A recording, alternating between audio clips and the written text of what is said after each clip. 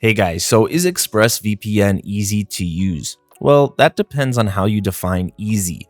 In terms of VPNs in general, I've tested out many different VPNs, and I would have to say that ExpressVPN is hands down one of the easiest to use in my experience. Literally, all you have to do in order to make it seem as if you're somewhere else in the world when you're on the internet and at the same time get a more secure connection is go right here, click on this location bar, go into this window and just pick a location. You can search for one right here. So I don't know, France, and then we can just click on that, and in a second we're going to be connected. If I wasn't, you would just hit this big connection button and automatically you're going to be connected up to that location, whichever one you chose. And then when you go to the internet, so let's say you go to Netflix, instead of getting the local content library for the country that you're physically in, I'm going to be getting access to the French content library, all the movies and TV shows that are available on Netflix in France. At the same time, my internet activity is going to be completely anonymous. Nobody, and not even ExpressVPN themselves,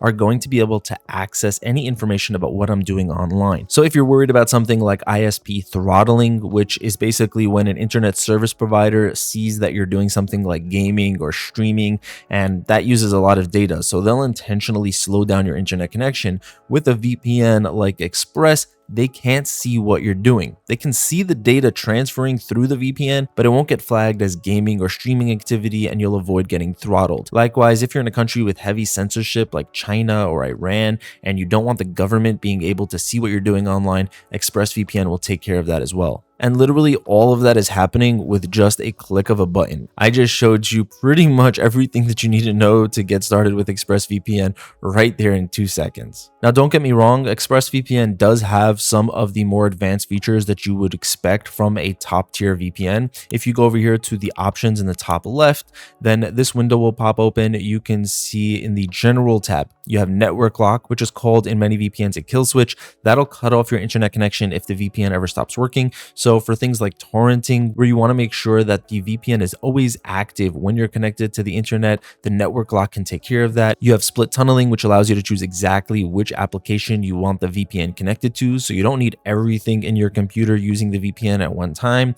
You also have protocols, and ExpressVPN has a nice selection. Without getting into all the technical details, this is basically how the VPN connects to the internet, and this affects your speed quite a lot. So with ExpressVPN, lightweight UDP is going to be the fastest, WireGuard is going to be the second fastest, and then OpenVPN will be the slowest, but there may be certain situations where OpenVPN is the one you may need to choose just because it's more available across a lot of different networks. Now, you don't really have to think about any of this. You can just choose automatic and the VPN will take care of it for you. If you want the absolute fastest speeds, then enable a lightweight UDP and lightweight turbo. That'll get you some of the fastest speeds of pretty much any VPN out there. So you see, while ExpressVPN gives you the core features you would want from a VPN, their main focus is on just building a very powerful and intuitive VPN. If we compare Express to NordVPN, which is also a very solid option, but they have like the opposite philosophy. They're trying to give you the most amount of features and add-ons and specialty servers that they can. So while this may be an amazing VPN for the right person, I wouldn't say it's easy to use, and it's definitely not as easy to use as Express. So I hope my explanation over here helped clarify things for you. If you want to find out more about NordVPN, or if you want to give ExpressVPN a try, I'll have discount links and full in-depth reviews in the description below. You can find out more about them over there. Let me know in the comments below if you have any other VPN related questions. That's going to be it for this one, guys. Thank you so much for watching. Have an amazing day, and I'll see you in the next one.